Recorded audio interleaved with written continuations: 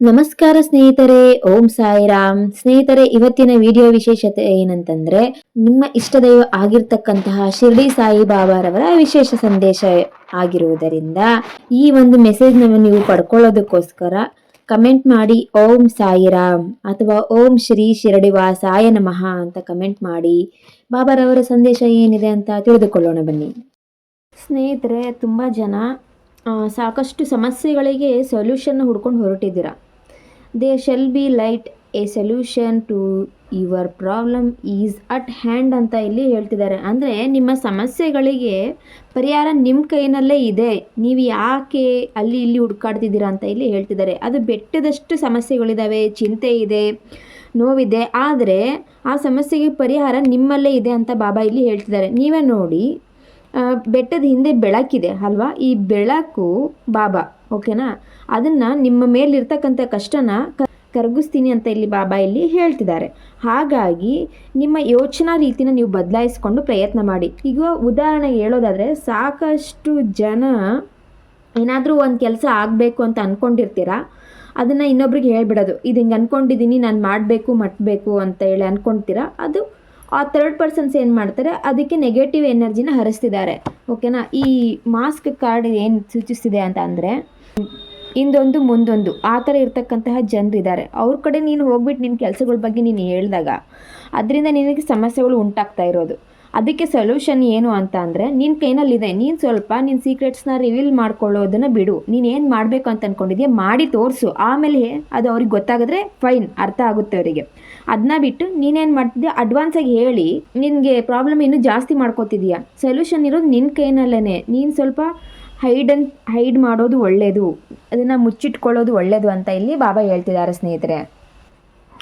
ಇನ್ನು ಫ್ರೆಂಡ್ಶಿಪ್ಪಲ್ಲಿ ಆಗಿರಲಿ, ಸಂಬಂಧಗಳಲ್ಲಿ ಆಗಿರಲಿ, ನೀವೇನಾದರೂ ಜನರ ಮಧ್ಯೆ ಇದ್ದೀರಿ ಅಂತಂದಾಗ ಸ್ವಲ್ಪ ಯೋಚನೆ ಮಾಡಬೇಕು, ಆಯಿತಾ? ನಿಮ್ಮ ಹಿಂದೆ ಒಂದು ಮುಂದೆ ಒಂದು ಆ್ಯಕ್ಷನ್ಸ್ ನಡೀತಾ ಇದೆ. ನೀವು ಉದಾಹರಣೆಗೆ ಹೇಳಿದ್ರೆ, ಮನೆಯಲ್ಲಿ ಈ ಅತ್ತೆ ಮಾವನ ಜೊತೆಗೆ ಅಥವಾ ಗಂಡ ಹೆಂಡತಿ ಮಧ್ಯೆ ಬಿರುಕುಗಳು ಮೂಡಿರ್ತವೆ, ಪ್ರಾಬ್ಲಮ್ಸ್ಗಳು ಕ್ರಿಯೇಟ್ ಆಗಿರ್ತವೆ ಅಲ್ವಾ? ಇಲ್ಲಿ ಅದನ್ನೇ ಹೇಳ್ತಿದ್ದಾರೆ. ಹಿಂದೆ ಒಂದು ಮುಂದೆ ಒಂದು ನಡೆಯೋದ್ರಿಂದ ಸರಿಯಾಗಿ ತಿಳ್ಕೊಂಡು ಮಾತನಾಡೋದು ಒಳ್ಳೆಯದು. ಇದರಿಂದ ನಿಮ್ಮ ಸಂಬಂಧಗಳಲ್ಲಿ ಬಿರುಕು ಮೂಡ್ತಾ ಇದೆ, ಓಕೆನಾ? ಈಗ ನೀನು ಹೆಂಡ್ತಿನ ನಂಬೇಕಾ ಅಥವಾ ತಾಯಿನ ನಂಬೇಕಾ, ತಂದೆನ ನಂಬೇಕಾ ಅನ್ನೋ ಪರಿಸ್ಥಿತಿನಲ್ಲಿ ನೀವು ಇದ್ದಾಗ ಪ್ರತ್ಯಕ್ಷ ಕಂಡು ಪ್ರಮಾಣಿಸಿ ನೋಡು ಅಂತ ಹೇಳ್ತಾರೆ. ಯಾವುದೋ ಒಂದು ಮಾತನ್ನ ಕೇಳಿ ನಿಮ್ಮ ಹೆಂಡ್ತಿಗೆ ಬೈಯೋದಾಗಿರಲಿ ಅಥವಾ ನಿಮ್ಮ ಹೆಂಡ್ತಿ ಮಾತನ್ನ ಕೇಳಿ ತಂದೆ ತಾಯಿಗೆ ಬೈಯೋದಾಗಿರಲಿ ಮಾಡೋದಕ್ಕೆ ಹೋಗಬೇಡಿ ಅಂತ ಇಲ್ಲಿ ಹೇಳ್ತಿದ್ದಾರೆ. Recognise the reality behind the mask, ಓಕೆನಾ? ಹಿಂದೆ ಅವ್ರದ್ದು ಗೋಮುಖ ವ್ಯಾಘ್ರಗಳು ಇರ್ತಾರೆ, ಆ ಥರ ಮುಖ ಅವ್ರು ಹೊತ್ಕೊಂಡಿದ್ದಾಗ ನೀವು ಬ್ಲೈಂಡಾಗಿ ಅವರನ್ನು ನಂಬೋದಕ್ಕೆ ಹೋಗಬೇಡಿ ಅಂತ ಇಲ್ಲಿ ಬಾಬಾ ಇಲ್ಲಿ ಹೇಳ್ತಿದ್ದಾರೆ ಸ್ನೇಹಿತರೆ. ಇನ್ನೊಂದೇನು ಅಂತ ಅಂದರೆ, ತುಂಬ ಸಮಸ್ಯೆಗಳನ್ನು ಕ್ರಿಯೇಟ್ ಮಾಡ್ಕೊಳ್ಳೋದು ನೀವು. ಸ್ವಂತ ಬುದ್ಧಿನೂ ಉಪಯೋಗಿಸ್ಕೊಳ್ಳಲಿಲ್ಲ ಹಿಂಗೆ ನೀವೇನು ಮಾಡ್ತಿದ್ರೆ, ತಪ್ಪುಗಳನ್ನು ಮಾಡಿಬಿಟ್ಟು ಬಾಬಾರವ್ರ ಮೇಲೆ ನೀವು ಡೌಟ್ ಪಡ್ತಿದ್ದೀರಾ ಅಂತ ಇಲ್ಲಿ ಹೇಳ್ತಿದ್ದಾರೆ. ಡು ನಾಟ್ ಡೌಟ್ ಅಂತ ಇಲ್ಲಿ ಹೇಳ್ತಿದ್ದಾರೆ. ಬಾಬಾನ ಪವರ್ ಏನಿದೆ ಅನ್ನೋದನ್ನು ನೀವು ಅರ್ಥ ಮಾಡ್ಕೊಳ್ಳಿ. ಈಗ ಈ ಟ್ಯಾರೋಟ್ನ ನೀವು ನೋಡ್ತಿದ್ದೀರಿ, ಸಂದೇಶನ ತಿಳ್ಕೊತಿದ್ದೀರಿ ಅಂತಂದರೆ ನೀವು ರಿಯಲೈಸ್ ಮಾಡ್ಕೊಳ್ಳಿ ಇನ್ಮೇಲೆ, ಓಕೆನಾ? ನನ್ನನ್ನು ನೀವು ಡೌಟ್ ಪಡೋದಕ್ಕೆ ಹೋಗಬೇಡಿ, ನನ್ನ ಮೇಲೆ ನೀವು ಅನುಮಾನ ಪಡೋದಕ್ಕೆ ಹೋಗಬೇಡಿ ಅಂತ ಬಾಬಾ ಇಲ್ಲಿ ಹೇಳ್ತಿದ್ದಾರೆ. ನಿಮಗೆ ಸೊಲ್ಯೂಷನ್ ನಿಮ್ಮ ಕಡೆನೇ ಇದೆ, ನೀವು ಅದನ್ನು ಸರಿಪಡಿಸ್ಕೊಂಡು ಹೋದರೆ ನಿಮ್ಮ ಜೀವನ ಚೆನ್ನಾಗಿರುತ್ತೆ. ನಂದು ಪವರ್ ಅಷ್ಟಿದೆ, ನನ್ನಲ್ಲಿ ಶಕ್ತಿ ಅಷ್ಟಿದೆ, ಆಯಿತಾ? ನಿಮಗೆ ಜೀವನನ ಸರಿ ಮಾಡೋಷ್ಟು ತಾಕತ್ತಿದೆ. ಫಸ್ಟ್ ಸಮಸ್ಯೆನೇ ನಿಮ್ಮ ಒಳಗಡೆ ಇಟ್ಕೊಂಡಿದ್ದಾಗ ನಾನು ಹೇಗೆ ಅದನ್ನು ಸರಿಪಡಿಸಲಿ ಅಂತ ಬಾಬಾ ಇಲ್ಲಿ ಕೇಳ್ತಿದ್ದಾರೆ. ಇದು ಯಾವುದೇ ವಿಷಯಕ್ಕೆ ನೀವು ಕೇಳ್ತಿರ್ಬಹುದು, ಆಯಿತಾ? ಇದು ಮಕ್ಕಳ ವಿಷಯಕ್ಕೆ ಆಗಿರಬಹುದು ಅಥವಾ ಎಜುಕೇಷನ್ ಆಗಿರಬಹುದು, ಜಾಬ್, ರಿಲೇಷನ್ಶಿಪ್, ಇನ್ನು ಯಾವುದೇ ವಿಷಯಕ್ಕೆ ನೀವು ಕೇಳ್ತಿದ್ದೀರಿ ಅಂತಂದರೆ ಅರ್ಥ ಮಾಡ್ಕೊಳ್ಳಿ. ಪ್ರಾಬ್ಲಮ್ ಇರೋದು ನಿಮ್ಮ ಒಳಗಡೆ, ಅದನ್ನು ನೀವು ಸರಿ ಮಾಡಿಕೊಂಡ್ರೆ ಬಾಬಾರವ್ರನ್ನ ಬ್ಲೇಮ್ ಮಾಡೋದಕ್ಕೆ ಹೋಗಬೇಡಿ ಅಂತ ಇಲ್ಲಿ ಹೇಳ್ತಿದ್ದಾರೆ.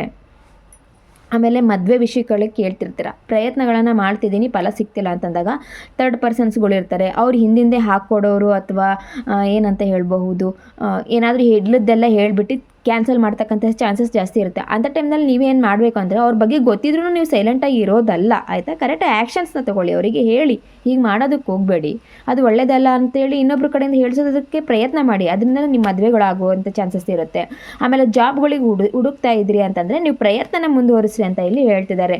ಅದು ಎಷ್ಟೇ ಕಷ್ಟ ಇದ್ದರೂ ನನ್ನ ಬೆಳಕು ಹರಿಸ್ತೀನಿ ನಿಮ್ಮ ಮೇಲೆ, ಇದರಿಂದ ನಿಮ್ಮ ಸಮಸ್ಯೆಗಳ ಬಗ್ಗೆ ಹರಿಯುತ್ತೆ, ನಿಮಗೆ ಒಳ್ಳೆ ಜಾಬ್ ಸಿಗುತ್ತೆ. ಆ ಸೊಲ್ಯೂಷನ್ ಕೂಡ ನಿಮ್ಮ ಒಳಗಡೆನೇ ಇದೆ. ನಿಮ್ಮ ನಂಬಿಕೆಗೆ ನಾನು ಚಿರಋಣಿ ಅಂತ ಬಾಬಾ ಇಲ್ಲಿ ಹೇಳ್ತಿದ್ದಾರೆ. ಅದನ್ನು ನಾನು ಉಳಿಸ್ಕೊಳ್ಳೋದಕ್ಕೆ ಹೋಗ್ತೀನಿ, ಆಯಿತಾ? ನೀವು ಅನುಮಾನ ಪಡೋದಕ್ಕೆ ಹೋಗಬೇಡಿ, ಖಂಡಿತವಾಗ್ಲೂ ಒಳ್ಳೆಯದಾಗುತ್ತೆ ಅಂತ ಇಲ್ಲಿ ಹೇಳ್ತಿದ್ದಾರೆ ಸ್ನೇಹಿತರೆ. ಬಾಬಾರವರ ಧ್ವನಿನಲ್ಲಿ ನಿಮ್ಮ ಒಂದು ನೆಗೆಟಿವಿಟಿ, ನಿಮ್ಮ ನೆಗೆಟಿವ್ ಆಲೋಚನೆ ಅಥವಾ ಯಾರು ಏನೇ ನಿಮಗೆ ಕೆಟ್ಟದ್ದನ್ನು ಹಿಂದೆ ಬಯಸ್ತಿರಬಹುದು ಮುಖವಾಡ ಹಾಕ್ಕೊಂಡು, ಅದನ್ನೆಲ್ಲ ಬಾಬಾರವರು ತಗೋತಿದ್ದಾರೆ. ಆ ಡಾರ್ಕ್ನೆಸ್ ಎಲ್ಲ ಅವ್ರು ತಗೊಂಡು ನಿಮಗೆ ನಿಮ್ಮ ಜೀವನದಲ್ಲಿ ಹೊಸ ಆರಂಭ ಬರ್ತಿದೆ, ನ್ಯೂ ಬಿಗಿನಿಂಗ್ ಅಂತ ಇಲ್ಲಿ ಹೇಳ್ತಿದ್ದಾರೆ. ಓಕೆನಾ? ಹೊಸ ಆರಂಭ ನಿಮ್ಮ ಜೀವನದಲ್ಲಿ ಆರಂಭ ಆಗ್ತಿದೆ ಅಂತ ಇಲ್ಲಿ ಬಾಬಾ ಹೇಳ್ತಿದ್ದಾರೆ. ಹಾಗಾಗಿ ಚಿಂತೆ ಮಾಡೋದಕ್ಕೆ ಹೋಗಬೇಡಿ. ಬಾಬಾರವರೇ ನಿಮ್ಮ ಜೊತೆಗಿದ್ದಾರೆ. ನಿಮ್ಮ ನಂಬಿಕೆನ ನೀವು ಬಾಬಾರವರಿಗೋಸ್ಕರ ಕೊಟ್ಬಿಟ್ರಿ ಅಂದರೆ ಅನುಮಾನ ಪಡ್ಲಿಲ್ದಂಗೆ ನಿಮಗೆ ಏನು ಹೊಸ ಆರಂಭ ಅನ್ನೋದಿದೆಯಲ್ಲ ನಿಮ್ಮ ಜೀವನದಲ್ಲಿ ಸ್ಟಾರ್ಟ್ ಆಗ್ತಾ ಹೋಗುತ್ತೆ. ತುಂಬ ಜನ ಕೇಳ್ತಾರೆ, ಯಾವಾಗಲಿಂದ ನಂದು ಹೊಸ ಆರಂಭ ಅಂತ ಕೇಳ್ತಿದ್ದೀರಿ ಅಂತಂದರೆ, ನೀವು ಯಾವಾಗ ಈ ವಿಡಿಯೋನ ನೋಡೋಕ್ಕೆ ಸ್ಟಾರ್ಟ್ ಮಾಡಿದ್ದೀರಿ ಅಂದರೆ ಅದು ಅದೇ ಕ್ಷಣದಿಂದ ಪ್ರಾರಂಭ ಆಗಿದೆ.